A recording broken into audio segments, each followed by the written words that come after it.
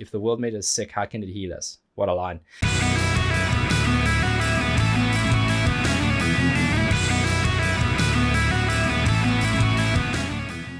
Welcome back, and thank you for joining me for another reaction video. If you are new here, please don't forget to subscribe and turn on those notifications because it helps me out a lot. And it's very cool of you. I can't believe I get to say this, but we are back with more Every Time I Die. It feels like it's been so long since they released new music. And if you're watching this, you probably will have seen my other reaction to A Colossal Wreck. We're now looking at Desperate Pleasures, and I'm super excited. They put out both these tracks on the same day. I'm just jacked about it. Colossal Wreck was aggressive, it was in your face, it was short and sharp. Loved it. Can't wait to see what they do with this one. Every Time I Die, Desperate Pleasures. Let's see what you got.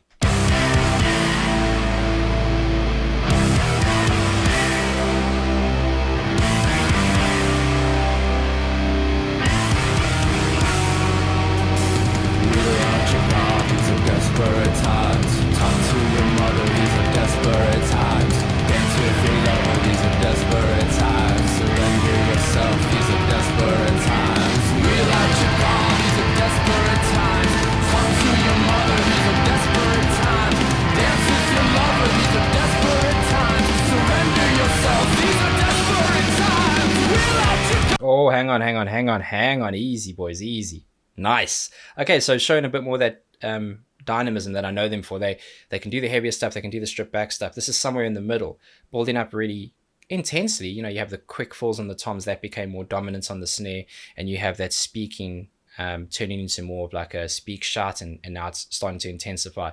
I love the way they do this. It's a 3 minute 11 song, but they were able to build it up in such a way within about 25 seconds that it just feels so good, it feels so sharp, and you're just getting hyped towards something. Great songwriting, great band. I'm obsessed. We know this. Let's carry on.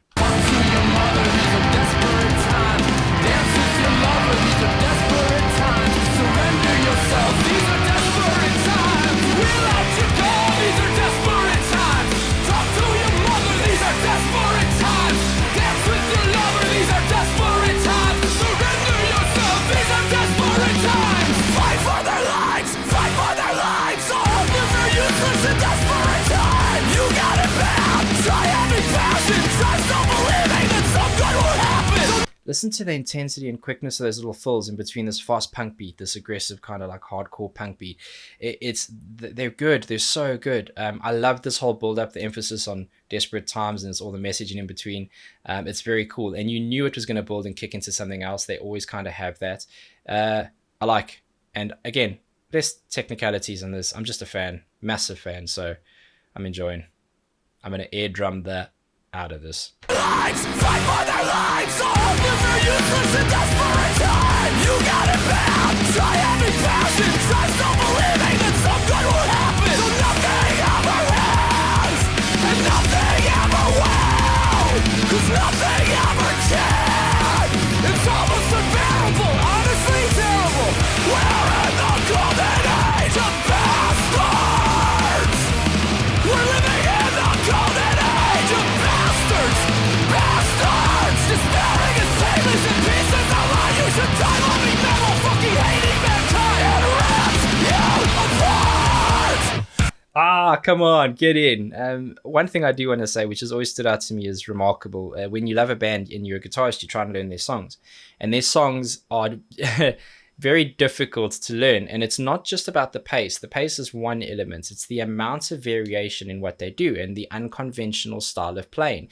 You'll hear a lot of accenting from the drums and guitar together, but you're going to hear a lot of drift up and shift. You're going to hear the guitar doing things that aren't traditional melody backers for a vocal. Even though the vocal is aggressive and it's very almost on top of it, it is linked directly to that. And there is a nice offset there where they do this all the time. And they've also got such a great tone. This is one of my favorite guitar tones because it's nicely produced, it's well looked after, but it is in essence live. When you go to their show, you hear this tone. And like I said, my brother and I were very lucky enough to go and see them in Pretoria in South Africa, and it was an absolute blast. Incredible intensity. 2 minutes in, it was more an intimate venue, but it was 2 minutes in, everyone was sweating and a bit beaten up from the pit, and that's what you want from this. They are as good, if not better, live, and they will always go down as one of my favorites and most respected bands of all time. Bastards!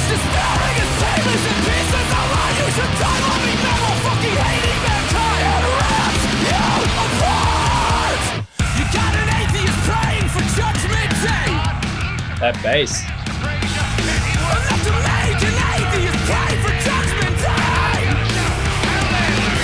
The great American sob story, a sad SOB story.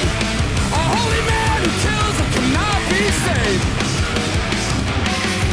And war with the villain, you can't call a truce. You put down your weapon, but now he's got two. A liar's a liar, take him at his word. Forever rebelling against him. The world made us sick.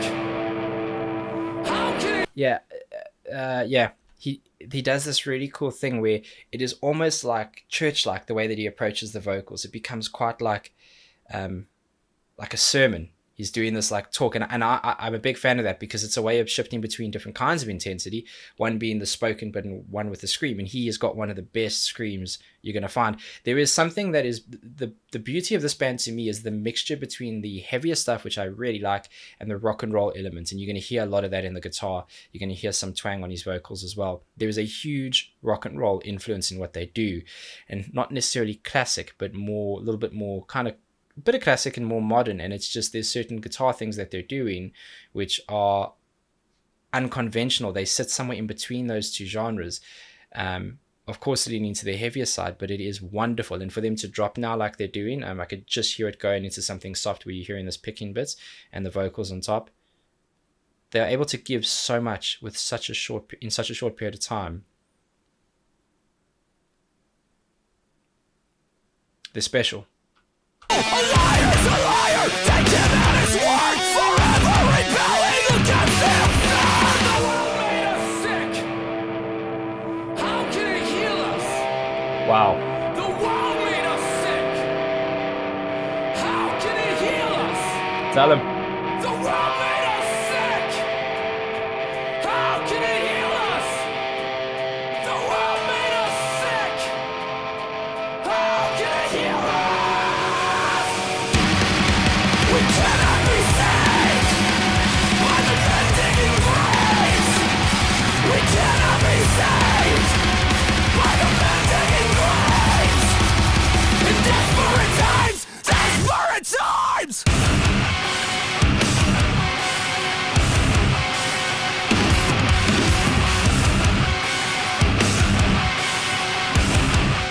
Dissonance, baby. Hey, look on the bright side. There's nowhere but up from a canyon in hell. Look on the bright side. There's nowhere but up from a canyon in hell. Oh, loved that. I was about to pause and I'm glad I didn't let it run out. Beautiful there, because they went into that da-na-na-na, followed by a lot of dissonance. There was the dissonant chords in there. That became the main feature of that. Then they stripped them out. They took them away. Only for a little bit, left you that gap, made you comfortable in something new very briefly, and then added in some more picking bits that were slightly dissonant in themselves. It was remarkable. It is remarkable because they are remarkable, and they deserve so much respect from the industry at large. Trust me when I tell you this. If you look into their back catalogue, and if you're a musician and you really look at how they structure songs, how they write songs, and what they've done for the industry, incredible, and another banger.